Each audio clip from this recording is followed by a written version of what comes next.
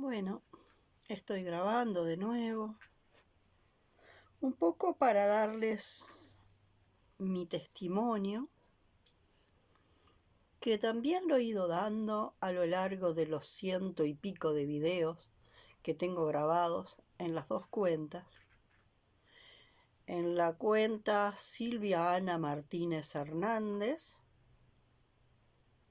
en la cuenta de YouTube Silvia Ana Martínez Hernández, ahí tengo 117 videos. A esa cuenta a la que ya les he dicho que no puedo entrar más porque estaba vinculada a una cuenta de Google que perdí la contraseña, y para rectificar la contraseña tenía que entrar a la página de Adinet, a la primera página de Adinet, y ahí ya no existe nada, no existe más. Adinet pasó todo, Adinet verá, y los que estábamos en el Adinet primero no se perdieron, no existen.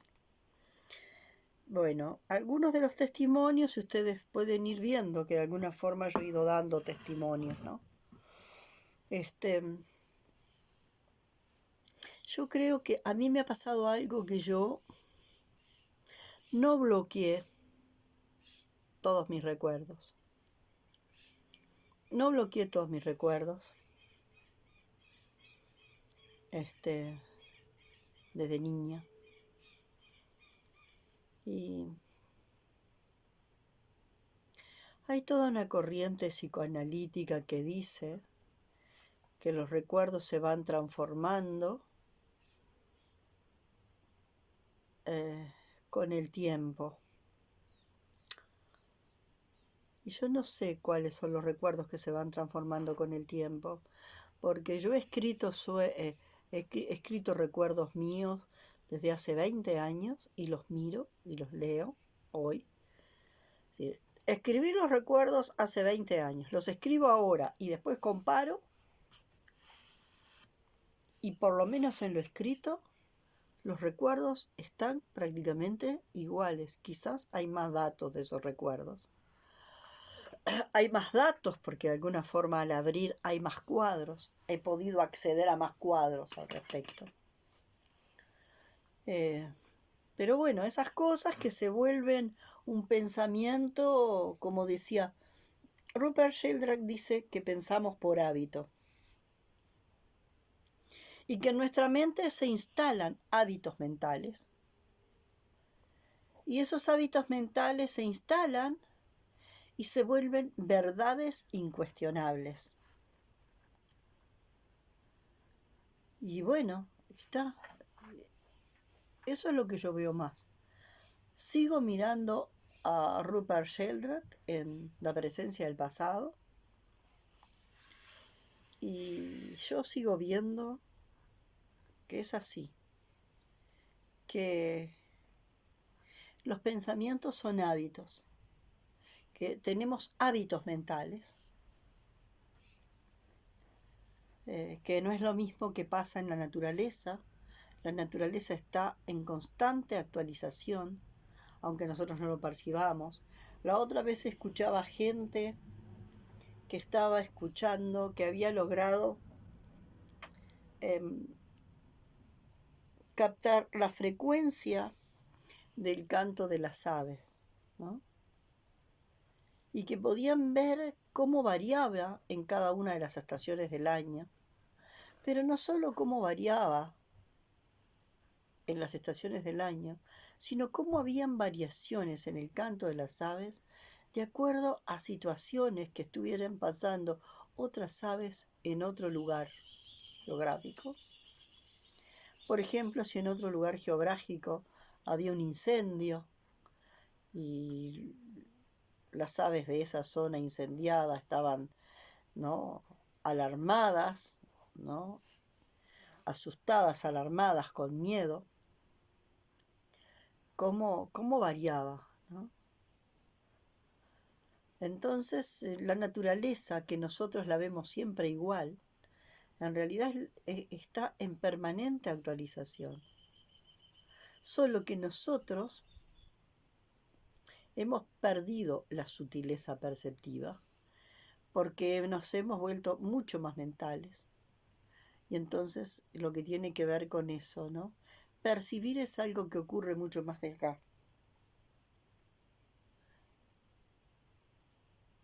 Interpretar tiene mucho más que ver con el frontal. Percibir tiene más que ver con el occipital. Y yo he mostrado de alguna forma cómo si nosotros vemos el sexto chakra, cómo el sexto chakra adelante es gigantesco y el sexto chakra de atrás es chiquititito. El desequilibrio que hay entre el vórtice delantero y el vórtice trasero del sexto chakra. El desequilibrio enorme que hay. Entonces, en esto que yo les estoy diciendo, yo soy una de las personas que tengo recuerdos tengo algún recuerdo desde los 6 meses. Tengo recuerdos de los 8 meses, tengo recuerdos muy nítidos de los 8 meses, tengo recuerdos de mi cumpleaños del año, tengo recuerdos, pero muy nítidos, muy nítidos. Y de pronto cuando empecé a escuchar eso, que los recuerdos se transforman con el tiempo, que es como una cantinela que se repite y se instala como verdad, yo empecé a hacer la prueba de enfocarme en un recuerdo y escribirlo, con todos los detalles que podía anotarlo en ese momento. Y escribirlo a los 5 años, volver a reescribirlo y comparar. Y volver a reescribirlo a los 10, y volver a reescribirlo a los 15, y volver a reescribirlo a los 20 años. Y yo lo que veo es que lo único que veo es que ese recuerdo está más pixelado. Pero en la esencia no varió nada. No ha habido variante. Pero es eso, ¿no? Esta cosa que tenemos los humanos, que funcionamos como borregos y que seguimos repitiendo y repitiendo y repitiendo y repitiendo lo que se dice, ¿no? Los programas mentales que se ponen, que empiezan a funcionar por ahí, generan como una suerte de hipnosis en nosotros y nos ponemos a repetir y repetir y repetir. Porque nos toman, nos generan como un proceso de hipnosis y nos toman. Y entonces, bueno, se genera eso que decíamos, se generan egregores. Un egregor que tiene que ver con eso, ¿no? Con un campo, ¿no? Con un campo de programas, ¿no? Que se instala, y ese campo de programas organiza esos programas como verdades incuestionables. Y bueno, y eso es lo que nos hace ser como autómatas. Los humanos funcionamos como autómatas. Funcionamos con esos programas y funcionamos como autómatas. Y de alguna forma los movimientos que hacemos, como yo planteaba en el video anterior, están dentro de la contradicción secundaria. Y bueno, yo he vivido muy callada durante mucho tiempo, con mucho silencio. Porque en realidad me ha pasado siempre que no he entendido. No entiendo de qué habla la gente, no entiendo. No sé de qué habla la mayoría de la gente. Yo quiero saber de qué hablan y no entiendo lo que hablan. No entiendo de qué hablan cuando hablan de amor incondicional. No entiendo lo que hablan, lo que quieren decir cuando hablan de amor incondicional. Creo que es uno de los tantos clichés que se repiten y se repiten, pero que alguien me diga lo que es el amor incondicional. Yo no lo entiendo. Porque no entiendo cómo un ser absolutamente condicionado, de golpe puedo sentir amor incondicional. ¿Qué quiere decir? Que yo, que soy un ser absolutamente condicionado, que funciono como un robot por toda esa cantidad de programas o esa cantidad de pensamientos habituales, como dice Robert Schelt, ¿cómo es que de pronto un ser absolutamente condicionado es sentir amor incondicional? ¿Qué quiere decir? Porque además el amor incondicional supuestamente me lo despierta un niño.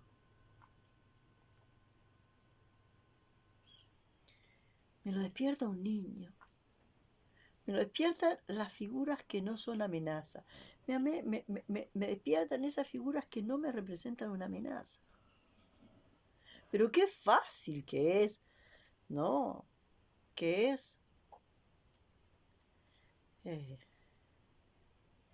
sentir esa suerte de amor por un niño bebé que está en la cuna y que no siendo a los padres, que los primeros meses, pobres padres, están dados vueltas de no dormir, yo que sé, a los abuelos, a los demás, lo vemos en el coche y nos viene como una cosita acá. Algo se nos mueve acá cuando lo vemos. ¿Y por qué se nos mueve algo ahí? Porque no me representa una amenaza. Y entonces parecería que eso me abre el corazón, me abre el cuarto chakra. Y esa apertura del cuarto chakra que de alguna forma me sucede cuando ese niño que no es amenaza me despierta, eso sería el amor incondicional. Eso es un amor recontra condicionado. Recontra condicionado, porque ese niño de alguna forma se convierte en un chuki, ¿no? Se convierte en un chuki, ¿no? Y adiós. El cuarto chakra se cierra de una forma hermética. Entonces, yo escucho y escucho. Eso que hablan, tercera dimensión, cuarta dimensión, quinta dimensión, sexta dimensión. Primero que la tercera dimensión no existe. La tercera dimensión no existe. Porque para que exista algo necesita 4 dimensiones. Necesita ancho, largo, ancho, largo, ancho, que sería ancho, que sería el eje X,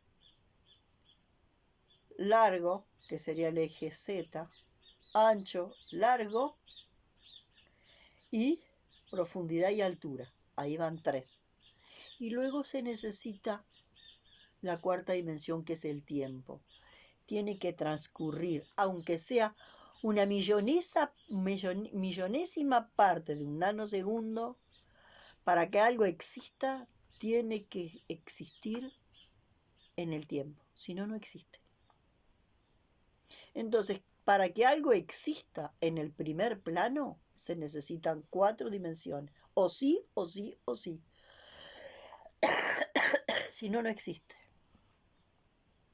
Y después yo veo que siguen hablando de la quinta dimensión, de la sexta dimensión, de la séptima dimensión, y empiezo a leer y todo, como lo planteaba en el video anterior, todo lo que plantean está en la contradicción secundaria de la lógica particular divergente. Que de alguna forma son elaboraciones de Sion. Elaboraciones de Sion. Y lo leen y no lo exploran. Lo leen, les resultó lindo y lo repiten y lo repiten y lo repiten y hasta dan clases sobre eso que repiten y que yo no entiendo. Por eso para mí fue tan importante en el 2013 conocer a Alejandra Casado, ¿no? Conocerla por este medio. En el 2016 la conocí personalmente. Para mí, Alejandra Casado, en los primeros tiempos, ahora en este tiempo ya no, pero en los primeros tiempos Alejandra Casado, para mí es muy clara.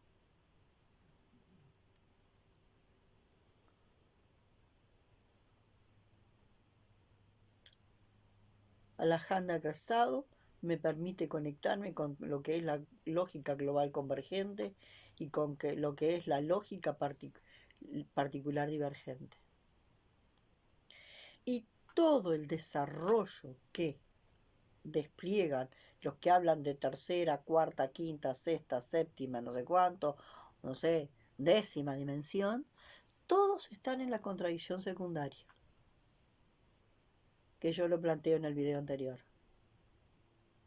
Y como dentro de la contradicción secundaria están absolutamente tomados, o todos ese campo está dentro de la lógica particular divergente. Y ahí, en esa contradicción, están parados en un polo de la dupla. En la armonía, en el amor incondicional, en la serenidad, no sé qué, Sion. Y como yo decía en el anterior, bueno,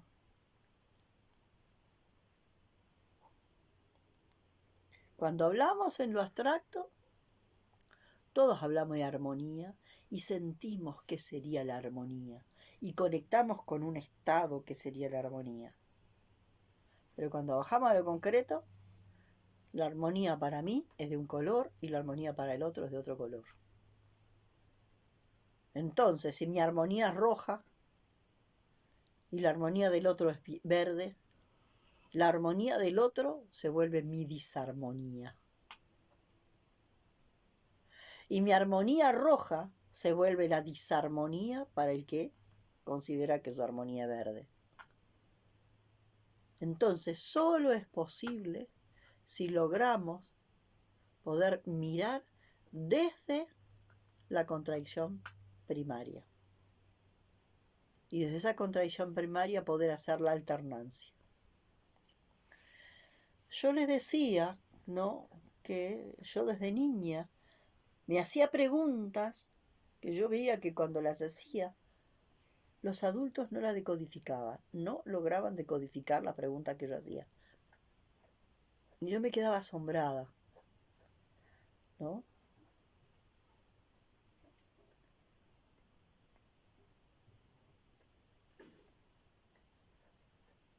Entonces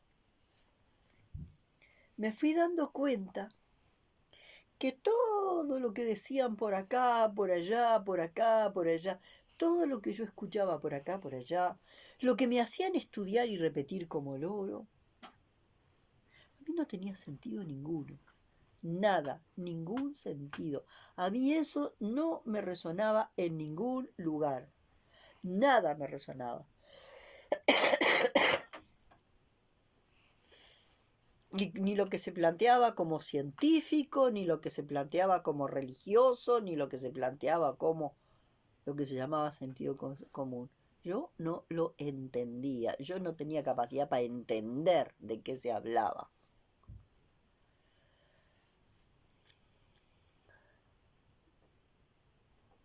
Lo podía repetir y podía entender qué querían decir, pero no entendían por qué y para qué decían eso.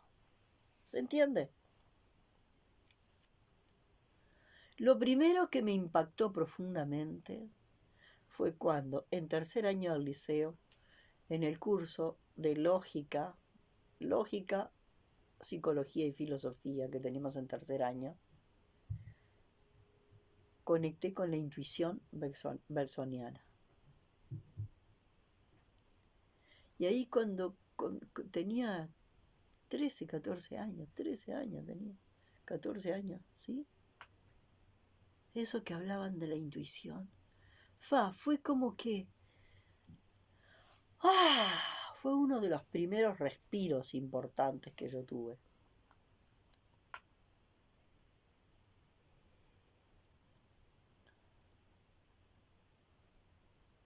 Ahí sentí que me llené de oxígeno.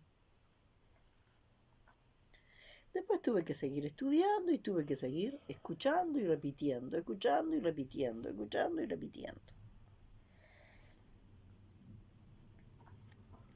Porque fue la única forma en que me pude recibir primero de maestra y después de psicóloga y que pude sobrevivir en los lugares de trabajo.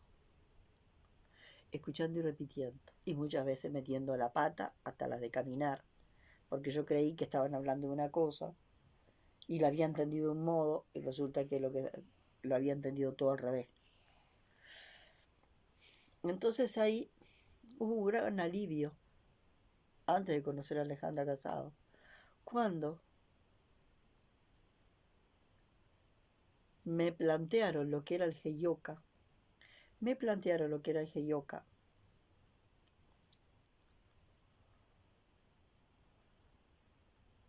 me plantearon cuál era el rol del Heyoka en el chamanismo.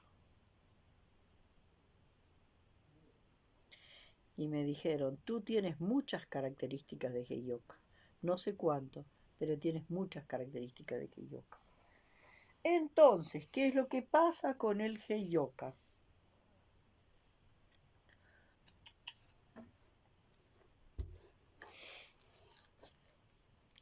Acá está el objeto.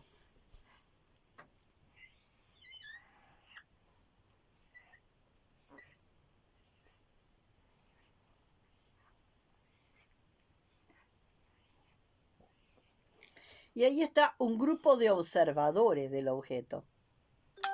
Resulta que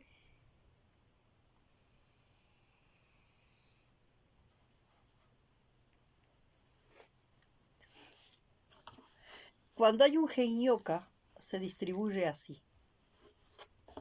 El Heyoka está acá y es el único que ve el objeto desde este lado. Entonces por eso es que el Heyoka termina siendo el raro, termina siendo el loco, termina siendo el no sé qué cantidad de cosas. Porque él ve una cara de ese objeto que todos estos no ven. Y por eso el Heyoka, el que muestra la otra cara, es un individuo tan cuidado y respetado en el chamanismo. Mientras que en nuestra cultura estos hacen como alianzas.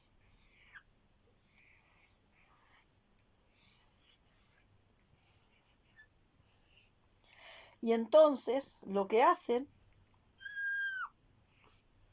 es excluir al Heyoka. Porque el Heyoka les está mostrando una cosa que no quieren ver. ¿Ah? Entonces, como supuestamente la tienen reclara y todos los clichés, parece que todos los clichés que repiten la tienen reclara, el Heyoka no lo entiende, pero no porque sea tonto, porque entiende que es un cliché. Entiende que es un cliché, que ha generado una suerte de hipnosis, que todos lo repiten y que se genera algo como una pseudo comprensión que no es tal.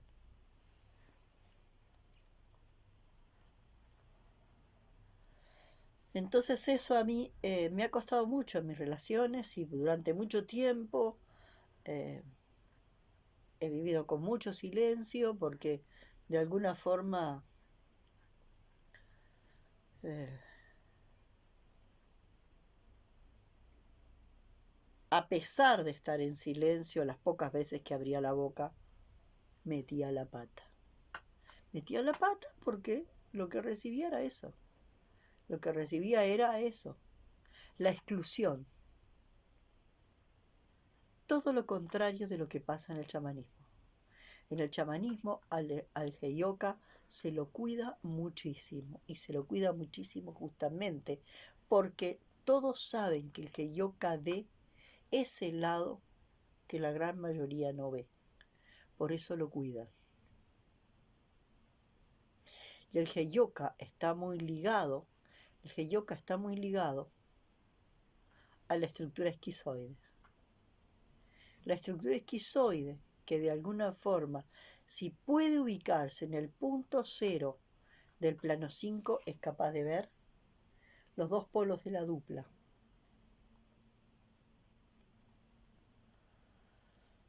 Pero para eso necesita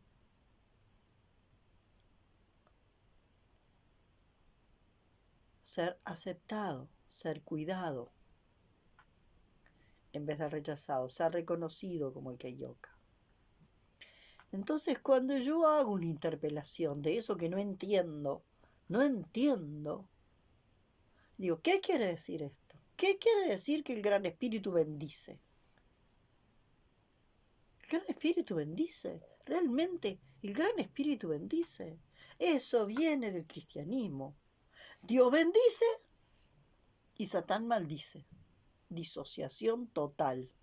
Mente disociada. Dios bendice y Satán maldice. Gran Espíritu es el gran misterio y es neutro. Ni bendice, ni da, ni nada. Entonces, hoy se habla de Gran Espíritu y en realidad está tan impregnado, tan contaminado cuando hablan de Gran Espíritu, de toda la historieta del cristianismo y del cristianismo post-Inquisición, que es el que fragmenta, el que crea la mente disociada, que el Gran Espíritu te bendiga. ¿Qué? Yo me paro en la búsqueda de visión, ¿no? Para conectar con el Gran Espíritu y Gran Misterio, para conectar con él, y voy con una pregunta para recibir una respuesta. Lo mismo que se hace con la dirección nocturna. Pero no le voy a pedir nada al Gran Espíritu. Voy con una pregunta para recibir una respuesta. Lo mismo que se hace en la dirección nocturna. Llevo una pregunta y voy a tocar con algún lugar del campo donde de alguna forma está la respuesta y voy a dejar que mi mente racional interpretativa colapse para poder recibir una respuesta, ¿no? Pero el Gran Espíritu, si van a pedirle al Gran Espíritu como le piden a Dios, ese no es el Gran Espíritu. Si van a rezarle con pedidos y con esto y con lo otro, y si el Gran Espíritu ven, ese no es el Gran Espíritu. Realmente ese no es el Gran Espíritu. Ese es un Gran Espíritu infestado por el cristianismo. ¿Y qué es bendecir? ¿Qué quiere decir bendecir? Bendecir quiere decir que de alguna manera algo que tiene que ver con el bien,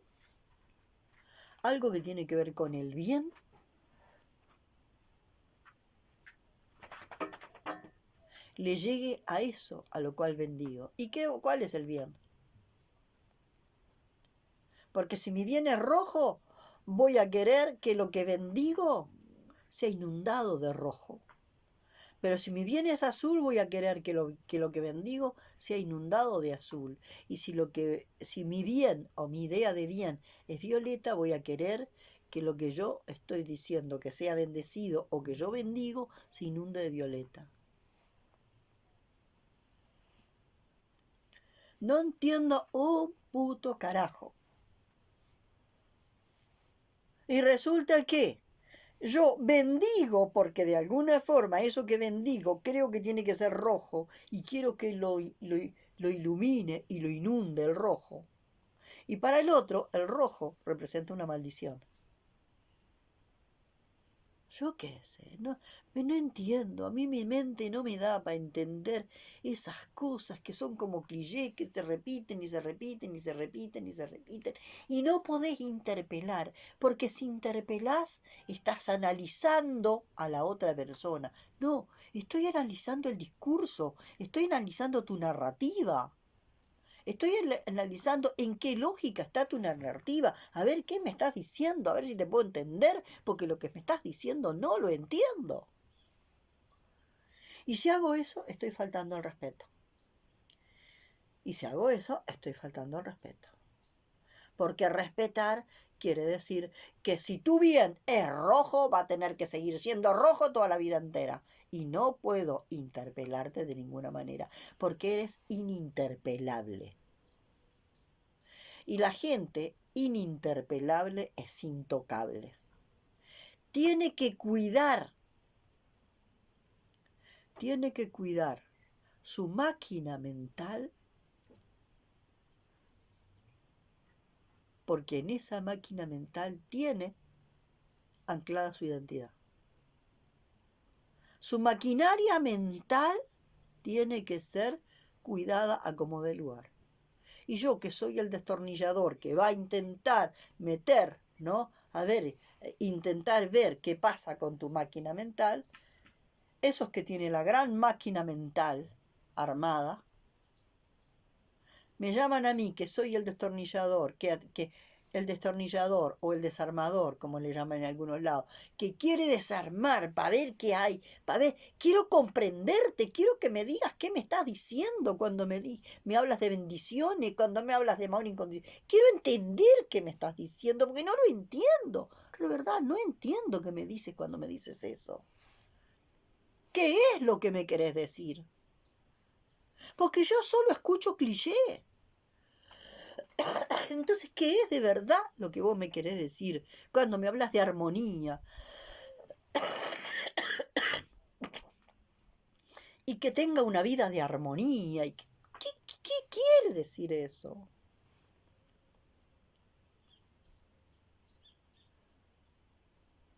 Que no lo entiendo, que para mí son solo clichés que se repiten y se repiten y se repiten y no lo entiendo. ¿Qué me querés decir con eso que no lo entiendo? Entonces te interpelo, porque quiero entender qué me querés decir.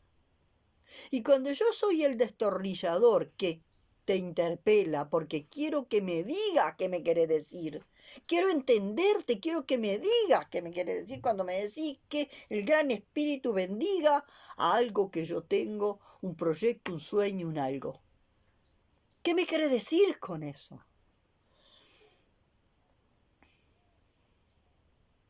¿Qué me querés decir con que me anhelás que yo me conecte con el amor incondicional? ¿Qué me querés decir con eso? No lo entiendo. Y entonces resulta que si te interpelo porque no entiendo eso, te estoy analizando y te estoy faltando al respeto. No, no te estoy ni analizando ni faltando al respeto. Levantaste las trincheras para defender tu máquina mental, tu gigantesca máquina mental, compuesta por 20 millones de clichés, y yo vengo con el destornillador a moverte ahí las piecitas, a ver qué quieres decir con eso. Y yo soy la amenaza. Yo vengo a ser el gran demonio cuando vengo a interpelar. Que te falta el respeto, que te juzga, que te analiza, que patatín, que patatán. Entonces prefiero estar sola porque que alguien me diga, ay, bendigo tu proyecto, ojalá que no sé qué. ¡Pua! A mí no me dice nada eso. Me dice más el gato cuando está maullando.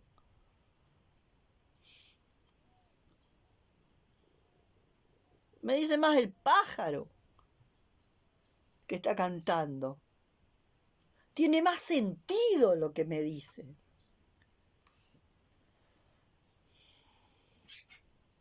Y cuando te interpelo porque quiero saber qué me estás diciendo cuando me decís eso, que el gran espíritu te bendiga. Quiero saber qué quieres decir con eso. Quiere decir que tenés el deseo de que a mí me vaya bien. ¿Y qué es que me vaya bien? ¿Qué quiere decir que me vaya bien? No sé qué quiere decir que me vaya bien. Porque yo ya planteé, ya le he contado. En mi cliché anterior, perder un hijo era la cosa más terrible. Y después me di cuenta que fue puro propósito. Y que lo terrible y lo maravilloso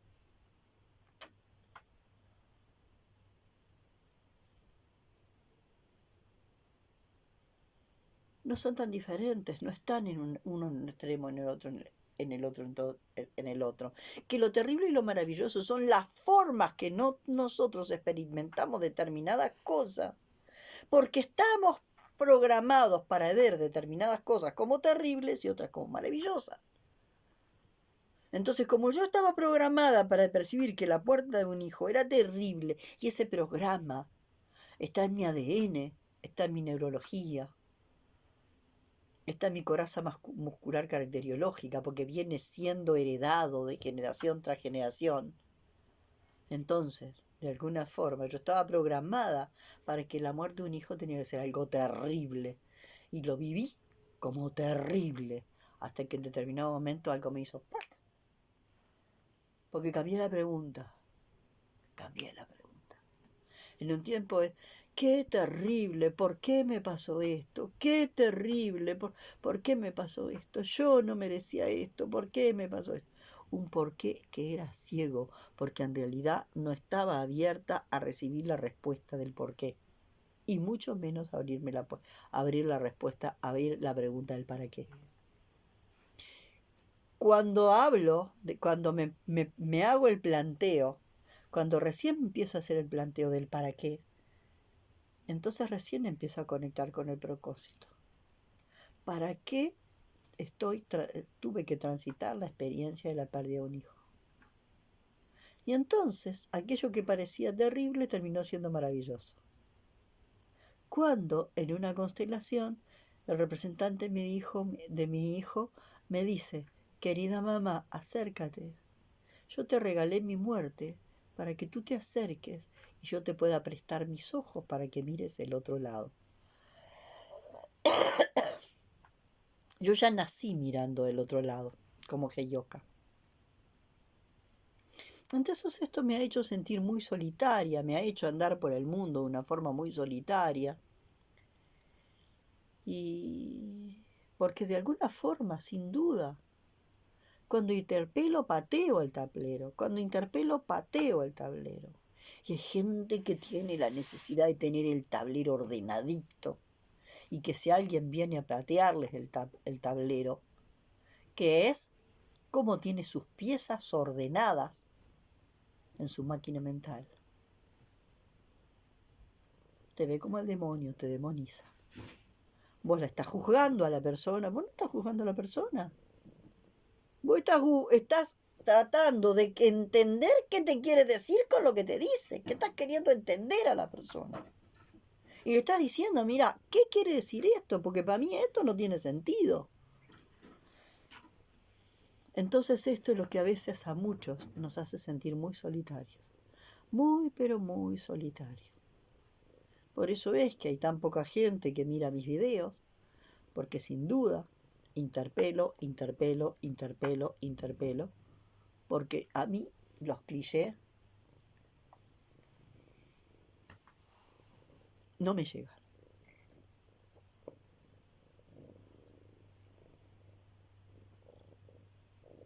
Los clichés no me llegan.